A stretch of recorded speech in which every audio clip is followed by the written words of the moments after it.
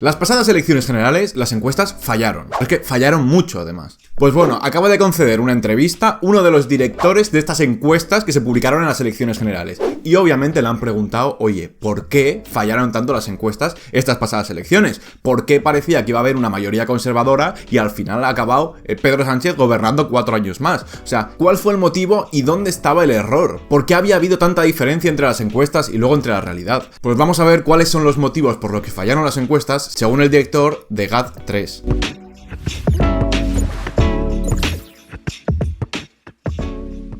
Seguramente algunos lo conoceréis, ¿no? Su nombre es Narciso Michavila y además de ser el director de GAD3, sí que es verdad que aparece en bastantes medios de comunicación, siempre hacen conexiones con él desde algunas televisiones, programas de radio, algunos medios y prensa escrita, y también es verdad que suele aparecer más en medios conservadores, digamos. No sería tampoco, no es descubrir nada decir que tiene un mínimo sesgo conservador o que, bueno, tiende a tender hacia medios conservadores. Sin embargo, aquí nos interesa su papel como encuestador y su labor como director de GAD3, que si bien esas últimas elecciones ha fallado, hasta ahora y antes de esta última experiencia de las elecciones generales, GAD3 era una de las encuestadoras que tenía mejores resultados y que más se acercaba siempre a los resultados. Por lo tanto, tampoco es justo ahora de repente quitarle toda la confianza y todo el valor por haber errado en este último proceso electoral. Claro, la primera pregunta que le han hecho en la entrevista ha sido: ¿qué pasó el 23J? ¿No? O sea, todo el mundo lo que quiere saber, ¿qué pasó el 23J con las encuestas? O sea, ¿por qué esa diferencia? Esta es otra. ¿Fue un problema de las encuestas? ¿Fue un problema de la gente? ¿Fue algo que se fraguó el último día y que cambió la tendencia de voto y no pudieron registrarlo a las encuestas?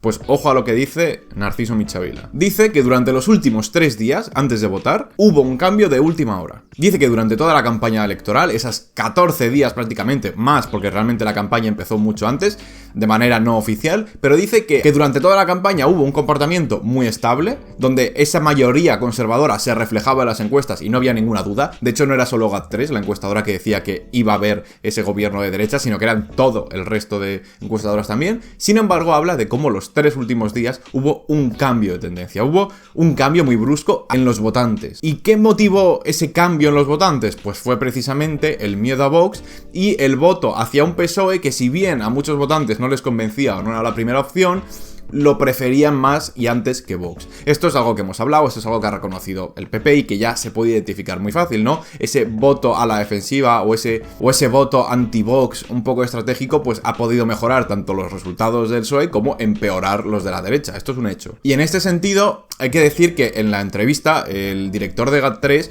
sí que reconoce también el error. Quiero decir, no lo asume únicamente a un cambio en la sociedad de última hora y que por tanto no podía haber registrado o no podía haber captado. Él asume que fue un error, que menospreciaron o que no consideraron esos cambios de última hora y no supieron darle la magnitud que debía y que por tanto asumen el error. Él decía que era como fallar un penalti. Pues bueno, fallaron el penalti decisivo, pues es lo que tiene. También lo fallaron otras encuestadoras, también te voy a decir, o sea que bueno. Otra pregunta interesante que le hicieron tenía que ver con las encuestas que se publicaron justo cuando se estaba llevando a cabo el recuento. Vosotros sabéis que en España, por la ley electoral, no se permite publicar encuestas electorales los 5 días previos a las elecciones. Por tanto, hay una especie de vacío en las encuestas porque no sabes cuáles son las tendencias, no sabes cómo evoluciona el voto esa última semana, que realmente es muy importante.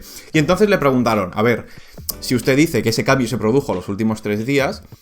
El día de las elecciones se publicaron una serie de encuestas que, aunque no se podían haber publicado antes, tú sí que podías recoger la información. Y las encuestas que se publicaron en el mismo momento en el que se estaba recontando el voto decían que efectivamente la derecha iba a sumar y que PP y Vox iban a tener más de 180 escaños y demás. O sea que le preguntaban, oye, ¿cómo es posible que esas encuestas de última hora, de esos últimos días, aún así hayan reflejado o reflejaran que ganó la derecha y que iba a haber gobierno conservador? Pues la respuesta a este fenómeno, según Michavila, es Cataluña. Dice que en Cataluña es precisamente donde se concentró ese mayor cambio en la tendencia del voto. Habla de un votante catalán que a lo mejor Pedro Sánchez no le gusta, o no le gusta mucho, pero es la opción más segura ante un posible vicepresidente de Vox o una presidencia del PP que pueda aplicar el 155 otra vez a Cataluña, ¿no? O sea, los votantes a lo mejor catalanes, o incluso algún independentista, pues podían considerar que Pedro Sánchez era la mejor opción para preservar o para conservar el interés de su comunidad autónoma, digamos. Entonces dice que este cambio de tendencia de última hora, estos votos que gana el PSOE en Cataluña y que pierde el bloque conservador, que no supieron interpretarlos, que lo consideraron como ruido, como datos a lo mejor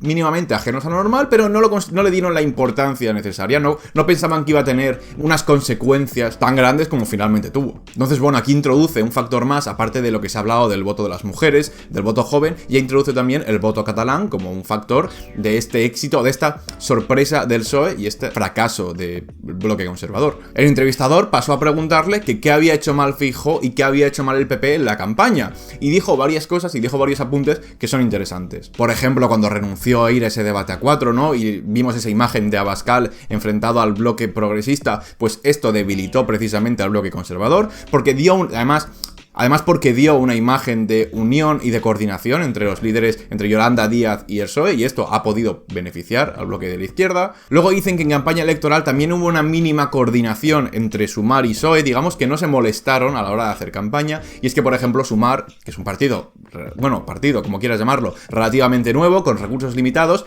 centró su campaña y centró su actividad en aquellas zonas en las que sabía que era más probable obtener escaño. En aquellas provincias o regiones en las que era difícil, pues por ejemplo, no hizo tantos mítines, o no se desplazó Yolanda Díaz, o este tipo de cosas. Entonces, de alguna manera fue no fragmentar tanto el voto y centrar los esfuerzos y coordinarse un poco con el PSOE, ¿no? Pensando un poco en el interés del bloque. Luego también Michavila, hay una parte que yo creo que no sé si comprar el argumento, ¿no? Eso ya cada uno lo verá, que dice que uno de los factores que condujo a este fracaso de la derecha fue precisamente el voto útil, y que hubo unas 4 provincias, él lo dice, 4 provincias en las que si Vox hubiera decidido no presentarse, seguramente el PP hubiera conseguido más escaños, a lo mejor 4 o 5 más.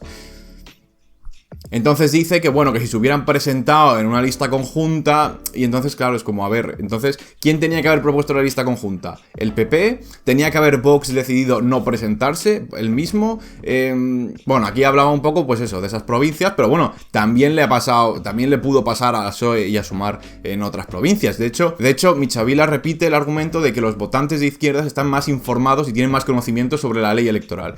Decía que los votantes de izquierdas habían aprendido y habían ejercido más un voto útil, ¿no? Y que habían tenido en cuenta en qué provincias era más probable que sacar escaño tanto PSOE como Sumar. Y este argumento, vale, sí que es verdad que entre los sectores de la izquierda se movieron un montón de imágenes, un montón de tweets, un montón de informaciones en las que decía, pues, dónde era más probable que sacar escaño cada quien, pero sí que es verdad que si tú vas a los datos de número de votos que se han quedado sin escaño, digamos, esos votos que no consiguen diputado, que no consiguen escaño y que por lo tanto no sirven para nada, digámoslo, Sumar es el partido que más votos perdidos tiene. Por lo tanto, esa imagen y ese discurso de que el votante de Sumar o de izquierdas era más estratégico y aplicó más el voto útil, bueno, en alguna comunidad puede que sí. En general, pues hubo más votos perdidos de Sumar que de cualquier otro partido. También Michavila en la entrevista dio una serie de apuntes sobre las cosas que podía parecer que había hecho mal el PP, pero que realmente no hizo mal. Por ejemplo, no fue una cuestión de que la derecha se desmovilizara o no acudiera a votar. De hecho, los datos dicen que sí, que acudió y sí que se movilizó. También dice Michavila que no hubo ni fraude por correo ni nada, y que no hay ninguna prueba ni ningún hecho estadístico que diga que la izquierda votara más en verano y que la derecha votara menos en verano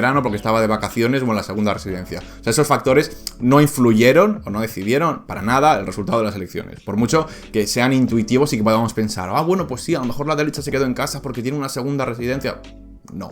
Bueno, finalmente en la entrevista dice que pues él está tranquilo, que asume el error y que asume la responsabilidad, pero que por lo menos no ha mentido. Entonces, bueno, pues eso, también se pueden equivocar las encuestas, ¿no? Pues, ¿qué vamos a hacer? Bueno, este simplemente también es el ejemplo de que las encuestas pueden fallar.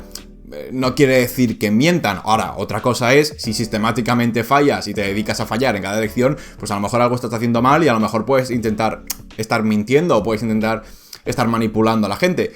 De todas formas, simplemente quería aportar esta entrevista o algunos de los fragmentos de esta entrevista porque te habla un poco de qué pasó estas pasadas elecciones generales, de ciertas tendencias, de ciertos cambios, y pues nos da una visión más global y más general pues de las cosas que hemos comentado en el canal y de los últimos meses. Entonces, bueno, yo estoy seguro que de cara a las próximas elecciones, tanto Ciudadanos como partidos, como Feijóo y como toda esta gente, estarán más cautos a la hora de interpretar y a la hora de reaccionar a las encuestas. Así que nada, esto ha sido todo. Os dejo la entrevista por si queréis leerla en profundidad en la descripción. Y acuérdate de dejar un like y de suscribirte si no lo estás. Esto ha sido todo y nos vemos en el próximo vídeo.